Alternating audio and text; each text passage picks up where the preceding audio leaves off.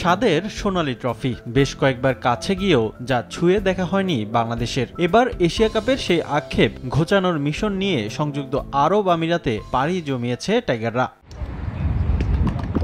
Asia কাপের group পর্বের প্রথম ম্যাচে বাংলাদেশ লড়বে হংকংয়ের বিপক্ষে। এরপর চ্যালেঞ্জ নিতে হবে শ্রীলঙ্কা ও আফগানিস্তানের বিপক্ষে।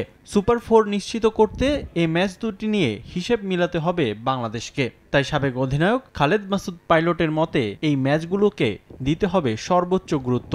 অন্তত একটিতে জয়ের আশা পাইলটের। গ্রুপে 4টা টিম, আপনি জানেন যে 3টা ম্যাচ খেলতে হবে এবং এইখানে আমার কাছে মনে হয় যে হংকং তো আছে, সাথে শ্রীলঙ্কা এবং আফগানিস্তান। দুটো ম্যাচের মধ্যে শ্রীলঙ্কা এবং আফগানিস্তানের মধ্যে একটা ম্যাচ যেটা খুব ইম্পর্টেন্ট। দুটো ম্যাচ জিততে পারলে খুবই ভালো হয়। বাট সব কিছু মিলে আমি মনে হয় যে বাংলাদেশ টিম ভালো শেপে আছে। আমি আশা করি যে পার্টিকুলার ওই ডেতে যেন বাংলাদেশ টিম ভালো খেলে। এবারের এশিয়া কাপে স্বপ্ন দেখাচ্ছে টাইগারদের বোলিং ইউনিট। পেস ইউনিটে দারুণ ফর্মে আছেন তাসকিন মোস্তাফিজরা। তবে ম্যাচের দায়িত্ব নিতে হবে লিটন তামিম ইমনদেরও। তাই এশিয়া কাপে সর্বোচ্চ ফলাফলের জন্য 3 ডিপার্টমেন্টকেই পারফর্ম করার পরামর্শ সাবেক অধিনায়কের।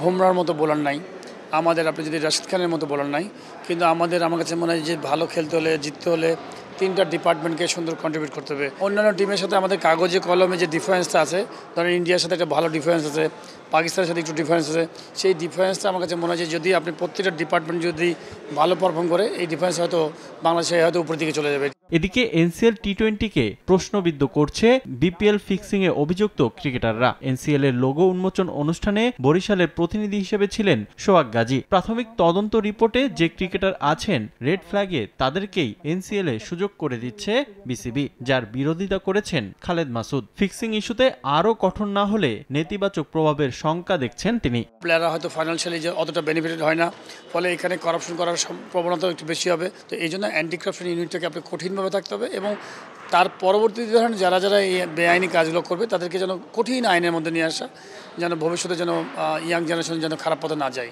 দেশের ক্রিকেট উন্নয়নে বিসিবিকে আরও সতর্ক থাকার আহ্বান পাইলটের। রিফাতুল ইসলাম মিরন, সময় সংবাদ, ঢাকা।